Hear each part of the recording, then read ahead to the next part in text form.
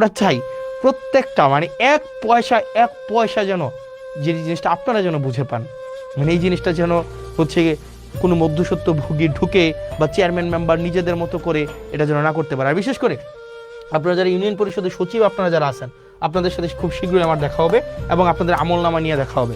Union পরিষদের যে সচিব আছেন 15টা ইউনিয়নের 15টা সচিব, দুর্নীতির আখড়া মূলত হচ্ছে এই ইউনিয়ন পরিষদের এই যে সচিবদের মধ্যে। তো আপনারা চেষ্টা করেন, সারাদিন পরিশ্রম করেন, আপনাদের চেষ্টা পরিশ্রম সেগুলোকে আমরা সম্মান জানাই, কৃতজ্ঞতা জানাই। একই সাথে সাথে আপনাদের বিরুদ্ধে যে অভিযোগগুলো আছে আমরা চাই এই অভিযোগগুলো আপনাদের বিরুদ্ধে না থাকুক, কারণ আপনারা যে হয়রানি হয় বিভিন্ন মানুষগুলো আপনাদের কেন্দ্র করেই কিন্তু সার্ভিসগুলো হচ্ছে আবর্তিত হয়, রুটেট হয়।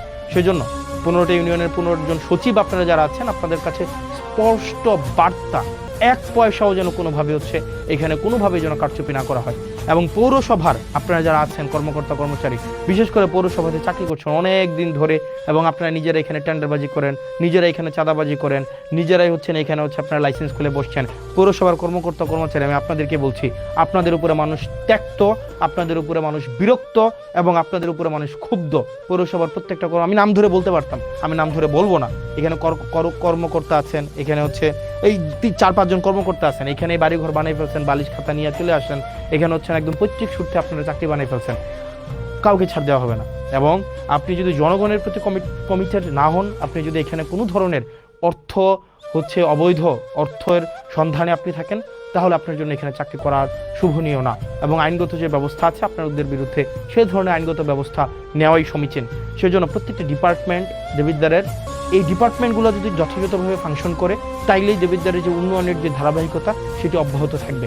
কিন্তু কোনো ডিপার্টমেন্টে যদি কোনো অফিসার হচ্ছে অসৎ উপায় অবলম্বন করে দুর্নীতিগ্রস্ত হয়, সেক্ষেত্রে সম্ভব না। তো প্রিয় দেবিদ্বারবাসী, প্রিয় বাংলাদেশবাসী, আমাদের যে কমিটমেন্ট আপনাদের কাছে আছে, প্রত্যেকটি অর্থের হিসাব, প্রত্যেকটি অর্থ যেন যথাযথ জায়গায় বিনিয়োগ হয়, প্রত্যেকটি উন্নয়নমূলক কার্যক্রম যেন অব্যাহত থাকে, প্রত্যেকটি টিআর খাবিখা যে বরাদ্দগুলো আছে সেগুলো যেন জনগণের কাছে যথাযথভাবে পৌঁছে যায়, সেই জিনিসটি আমরা নিশ্চিত করব।